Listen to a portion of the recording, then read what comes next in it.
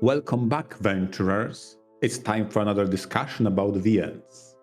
I am Emar, and together with Tauros, we will talk today about Doujin works.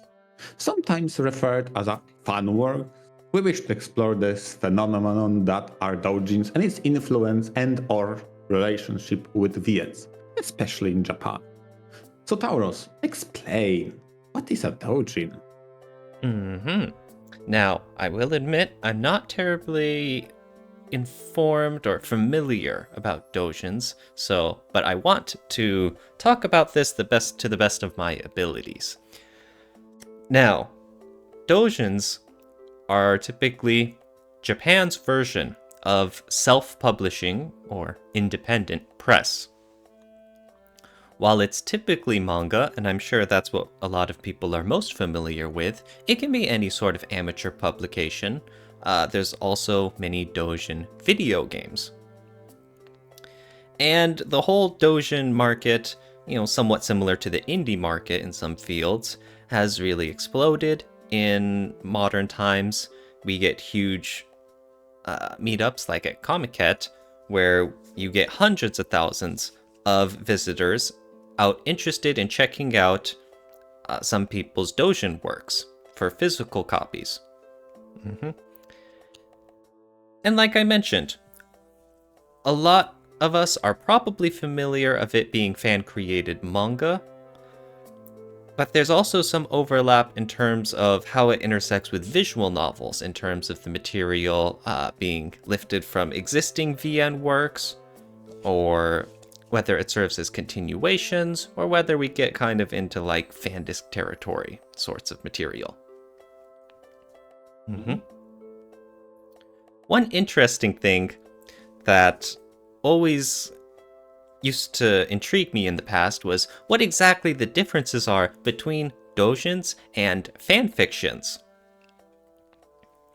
And I think sometimes they get used interchangeably, but some differences here is that a doujin is in the manner it gets publicized. I mentioned before that it's their version of self-publishing or independent press.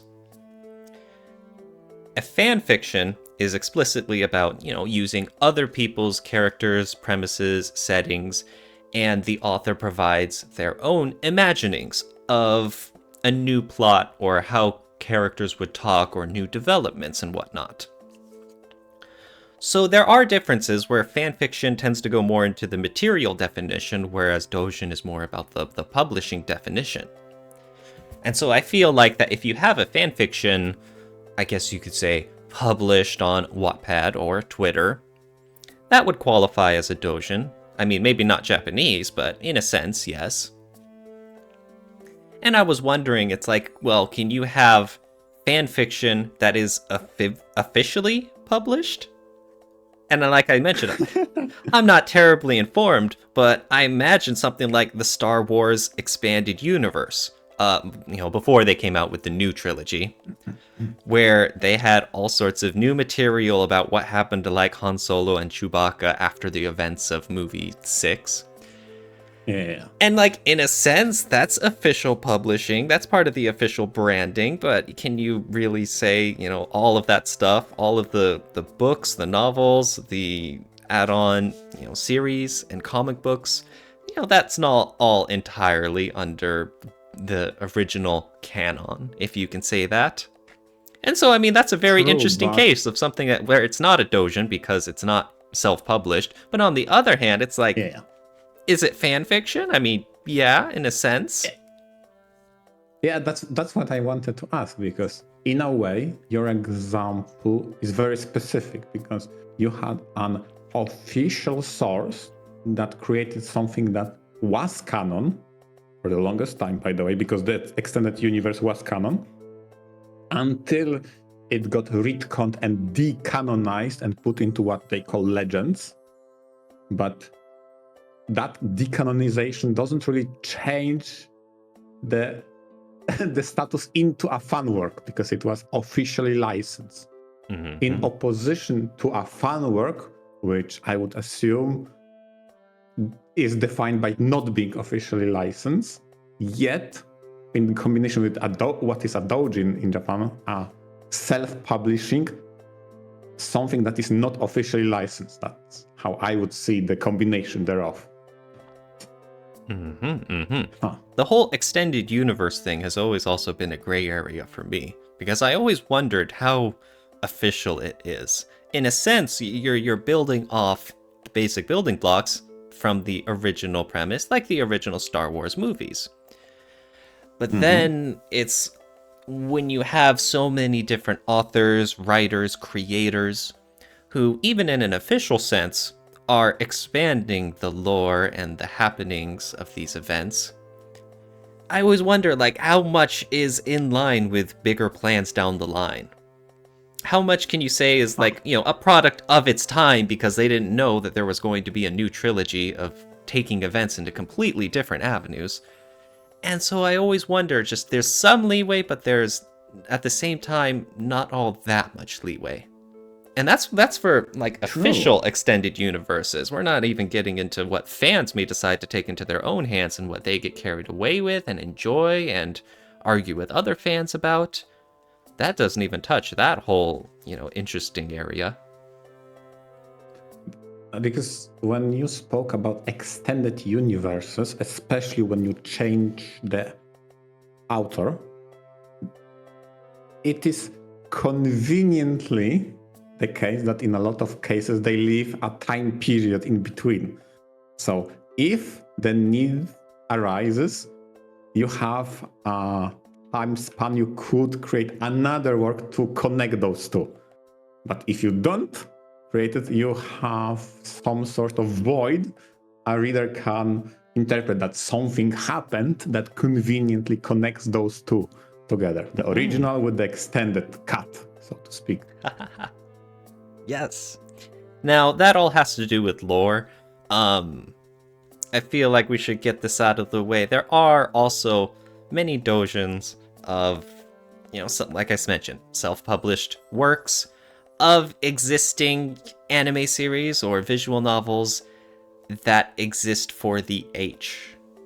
For some raunchy scenes that would not really fit in the originals.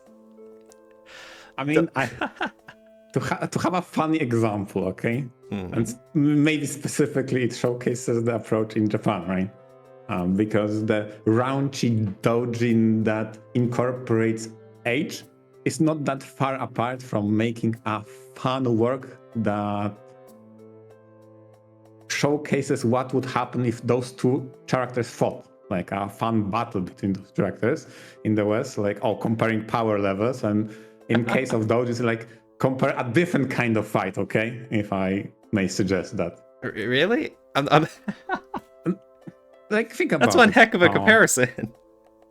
Yeah, but just as fun, theorize who would beat someone in the stories or between even multiple fan works. Doujins from the 18 plus variety is what would happen if those two characters got intimate, liked each other very much. Okay, well that's a gracious view of things. Other times I think it's more so for 18 plus reasons. Yeah, the fan service, I understand. Exactly, and also, but what's interesting about that is also the whole copyright issues. Is that many times that when you're taking these, you know, existing characters and using your own works, and maybe not even using them for money or for profits or any sort of that, it's still borrowing intellectual property that is not yours, you know? Oh, yeah, definitely. And so even though there are good parts to it and bad parts, it's very difficult to think about how much in the spotlight some doujin artists, creators, writers want to get big and famous. There's many times that there are these doujin creators who really want to limit our access. Like I mentioned with Comiket, is that there are many that only want to publish physical copies because it limits their scope instead of, say, digital copies, where now it's just available to the entire world as things are on the internet generally. True. Because, once you get too big, or once you get too much fame and attention, that risks getting the wrong kind of attention from companies who may not be so polite about other people, other amateur artists using their works. There's so much gray area involved in doujins. A lot of, legal aspects and a lot of distribution aspects and just a lot of definitions involved in it. But at its core, a lot of times, it's meant for, aspiring artists, creators, writers to build up their skills too. And it's also an expression of love in many times.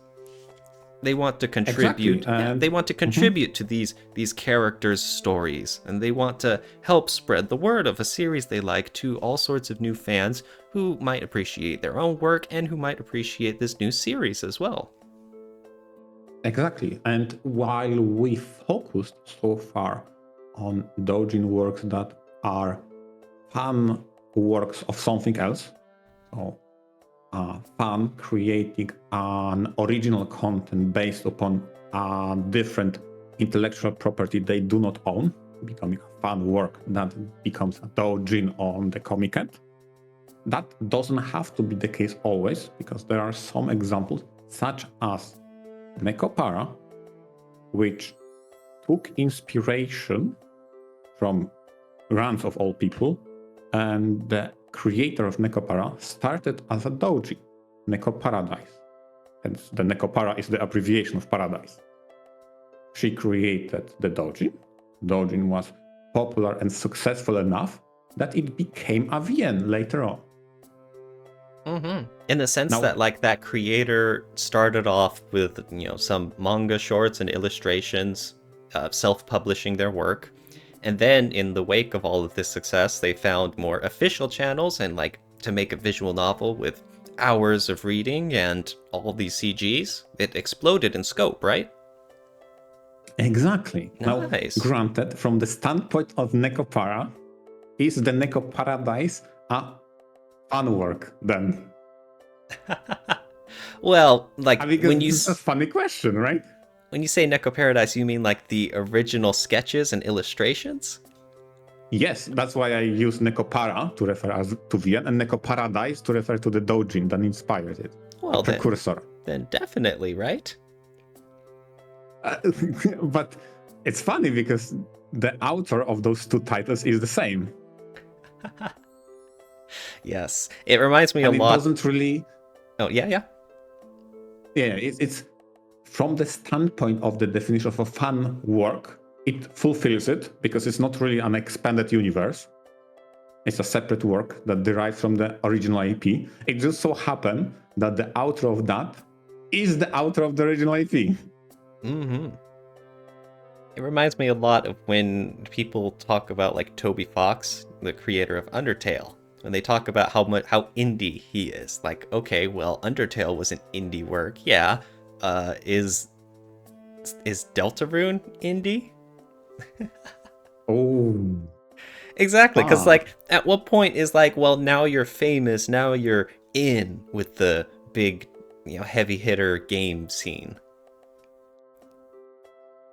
And it's the sort of thing I feel question. I feel like it can evolve, and even when you're an author or a creator continuing your legacy, I feel at some point then you evolve past that scene. I think it's very possible for a creator to be a doujin, big hitter at first, and then move away later into their career and start putting out more official titles through mainstream means. Mm-hmm. In fact, I'd feel that's in the sense that's some people's aspirations, right? Yes, I agree. I completely agree. Another funny example of the author holding his own IP, creating fan work, wasn't that some time ago quite famous for Sword Art Online? Then the original author created a chapter 16.5, which was more explicit than the original work allowed it to be.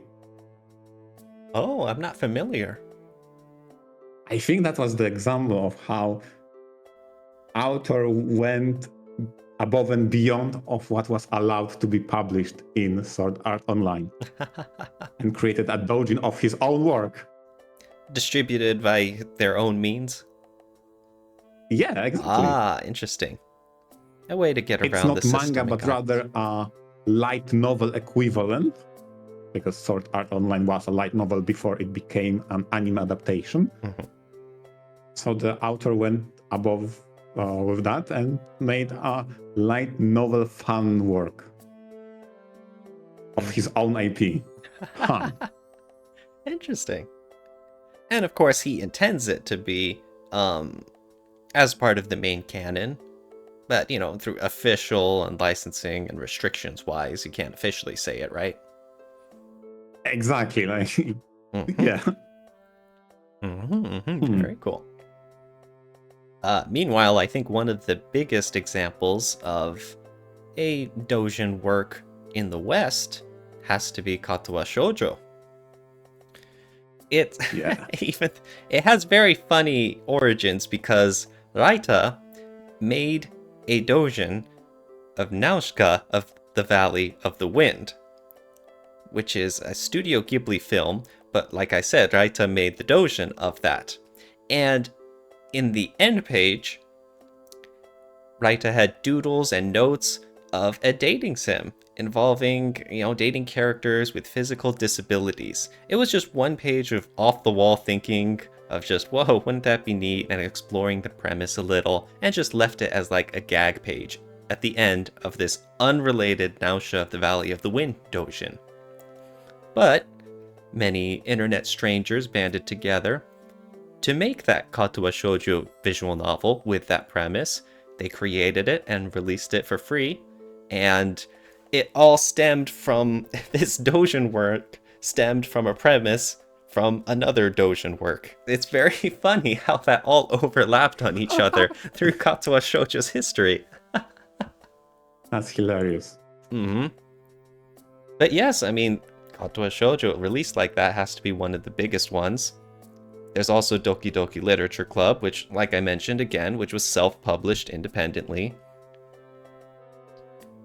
And it really, that's the sort of thing that kind of brings into question of, a lot of times people assume, for example, indie video games are the low-budget kind, like the retro pixel graphics, whatever. And the big AAA official games are made with the massive million-dollar budgets, with entire teams of global workers and all of that. But I think that there doesn't have to be that association of you know, labeling indie games as the lower quality and the AAA games as the higher quality. I mean, we've seen plenty of AAA games that have flopped hard. And indie games... Definitely. Yeah, and not every indie game is a sparkling gem in the rough. You know, there's plenty of indie games that are rough around the edges. But still, I mean, I feel like indie games can be just as qualified, just as good, just as impressive, and on the flip side, they can also be just as, you know, poor as any other video games. I don't really think they should have that label. And so when you have visual novels that are getting released, you know, self-published, just to make them doujins in a sense, I feel like, you know, they have a quality all of their own, and they can be judged on their own legs. Mm-hmm. True. It reminds me of the Danganronpa we spoke before, right? That's an example of a fun work that is in that doujin sphere, I would say. Yes, that give me a second. It was Danganronpa Forge Re, which is hilarious. It was a fan fiction, I suppose you could say, collecting characters from all sorts of different medias. Charles Barkley from Shut Up and Jam, the video game. Penguin Drum from the anime. Hanako from Katawa Shoujo. It was a fanfic of all sorts of different characters bundled up into one giant Danganronpa-styled crossover. And, you know, in a sense, that's also a doujin and a fan fiction. And it was great. I really loved it for what it was. And it really spoke to a lot of love from the author conveyed into all of the characters in this new setting, which is very difficult to pull off. I think it's a huge question of respect as well, because when you're borrowing other people's characters, you're unilaterally imposing your written lines onto these characters. And it's not like, the original creators can physically stop you from doing it. Sure, they can, send out, takedown notices after the fact. But when it's you and your computer and a keyboard typing away, you can make these characters say whatever you want them to. And I think there's a lot of responsibility that comes into that. Doujins and fan fictions, they carry a lot of weight to them. Yeah, because now you brought another aspect when it comes to fanfic, by which you measure quality, right? I would say when it comes to fanfic and doujin by proxy, the quality is both in the work itself as well as the level of respect it has to the original. And a truly great doujin has both those in high regard. In fact, I'd say they must. I mean, creative liberties can be taken by fan artists, but the closer they are to the original and the more respect they have and pay homage to the original, the better it is. And it shows in the attention to detail. For example, a character has some sort of birthmark on them. So if you preserve that small detail inside their doujin work, that's kudos to the fan artist.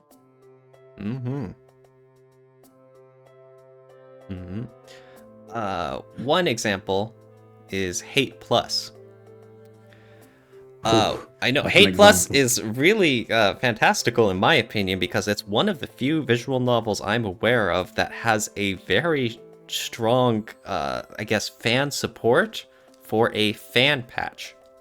Now, there are a lot of fan patches that do technical material stuff, like they restore cut content, or they, they're bug fixes, or they restore certain voices or whatever. But with Hate Plus, it is a fan patch that heavily changes one ending. And it adds many new lines, so in a sense, new dialogue. It adds a new method of, unlocking that route. It even provides new art for the credits scene. And I guess you could say, because this ending involves such heavy themes, the fans who are in charge of making this new patch and approaching this new topic handled it as well as I could reasonably expect from me as a spectator reading this. And I, enjoyed the fan patch. And I thought it was a huge endeavor for them to take on, and I liked the direction they took it. And on the one hand, I also respect the author's wishes, because, the author wrote the story, of course, and this is the ending that they created for it. And on the other hand, you have a whole bunch of fans who are shouting out, no, I really wish this ending went a different way, and making that love for the story real. It helps that was a theme of Hate Plus, was about, if you really love your visual novel waifus, it's like, are you actually going to do anything for their sake? That was a theme of it. True. And now here we are later, here's the ending, and the readers are like, okay, well, I'm going to do something for my visual novel waifu. Yeah. And the fans definitely shown the appreciation for that. Yeah. But regrettably, I haven't read that fan patch. But the more I hear about it, the more I'm inclined to try it out. Because I vividly remember the ending they are patching, and I really want to see how much respect they have to the original work in their fan work. So, because it is not an easy task and it's not an easy topic. So, if they done a good job, and from what I gathered and heard, especially from you, but also from digging over the net, it seems they are doing very well with that fan patch. Like I mentioned, the other example, yeah. The other example of a fan patch I had in mind to compare that to is the Monster Girl quest. So there is a author by the name of Ecstasy who created the premise for a new game plus of a story of Monster Girl quest, utilizing the engine of the game itself that allows for extra scenario to be added. So what they created, him as an author, but also with some other artists, is a custom news story of what would happen if the game allowed a so-called new game plus, what would happen with the story.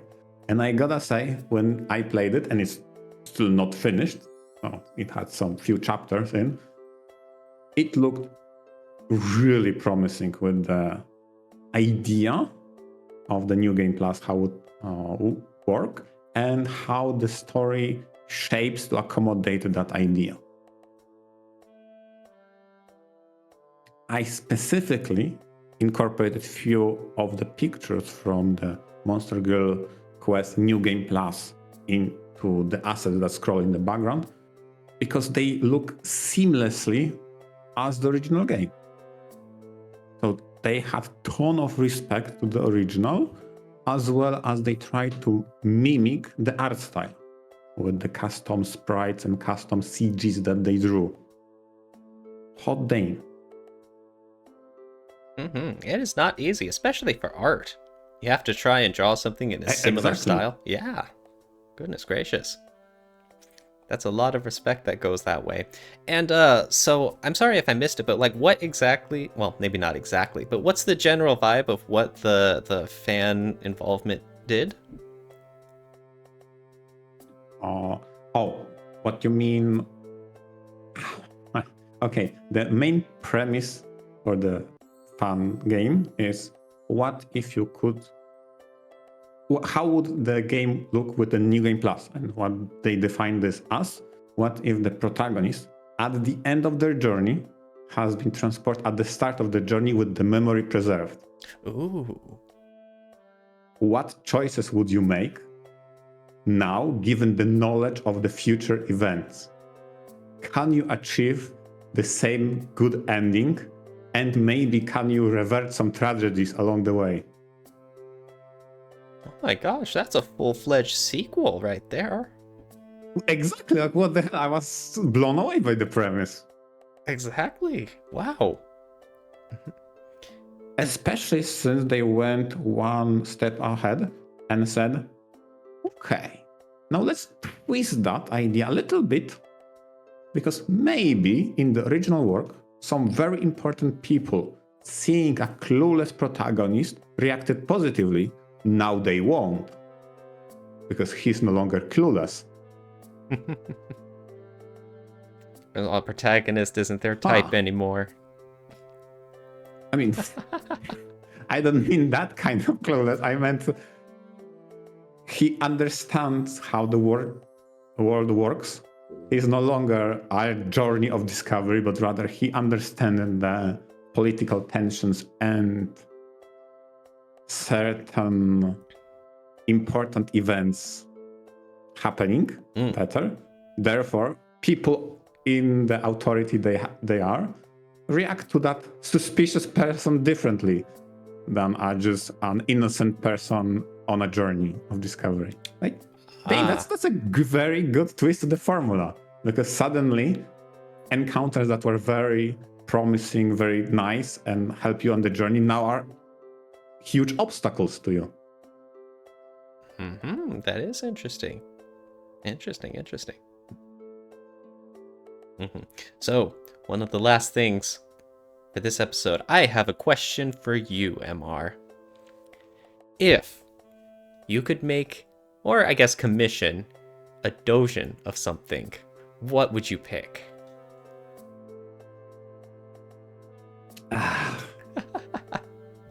The moment you say that question, my mind races back a couple years ago when Sayori, author of Nekopara, made a post saying, because she created something called a fan box when she created some fan art for fans on, I don't remember what the site was called, but you subscribe, you see the fan box, or maybe the site was actually called fan box. I think that's associated with And she Pixiv, right? Probably with Pixiv, yeah. Okay. And on one of the posts, she said, I didn't like how those two characters were relegated at sidetracked. I will make a fan art of them. And she made inside a fan box a fan art of another VM. Let me show the name. It was Utaware Muno Lost Frag. It was not the original, but rather, I think it's a sequel of Utaware Muno.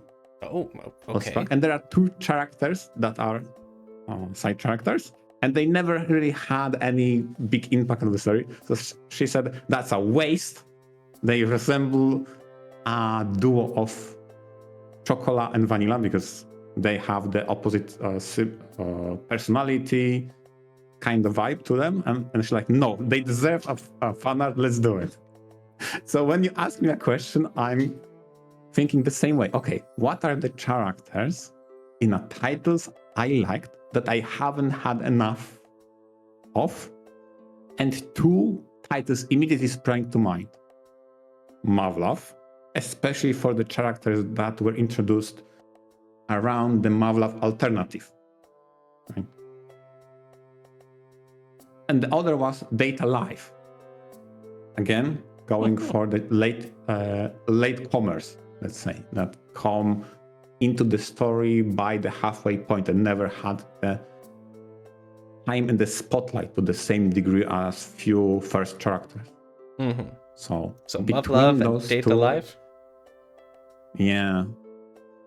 Maybe I just don't have enough with the Altered Fable things that happen. Oh my gosh. That, he needs more. That's shown the promise, but I want more of that, okay? All right. Yeah, nothing wrong with that. And the other example with Data Life is, after I've read the most recent Data Life, I felt like, oh my god, it has so much promise. Give it something like that for even more latecomer characters, because it doesn't incorporate all of them. I can't decide. I think I lean slightly more into Data Life, but Muvlov is also a high contender, especially for the rabbit character that joined in the alternative. Mm-hmm. Asumi, if I remember correctly. Yeah. She was amazing. Mm-hmm. Now, for me, what kind of doujin would I like? I want to see a short little manga of the characters from 9 Hours, 9 Persons, 9 Doors and Virtue's Last Reward facing off in a baseball game. That's right. What? That's a very specific request. Hey man, you gotta, it'd be the perfect little short skit kind of thing. We don't need to bother with any scientific explanations of how these two casts of characters get involved, or even why they have to play the baseball game. It's just, it's a lighthearted, them nine players to each team, just pitching and hitting the balls and running up the score as they start getting competitive. I want to see some fun little competitive action, like Dio trying to steal second and getting tagged out.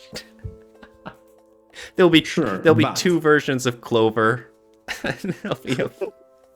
But I need to know, since this is a Taurus funded and or directed fanfic and or doujin, will it include any kind of murder mystery or battle royale? No, get out of here. I'm not a one-trick pony.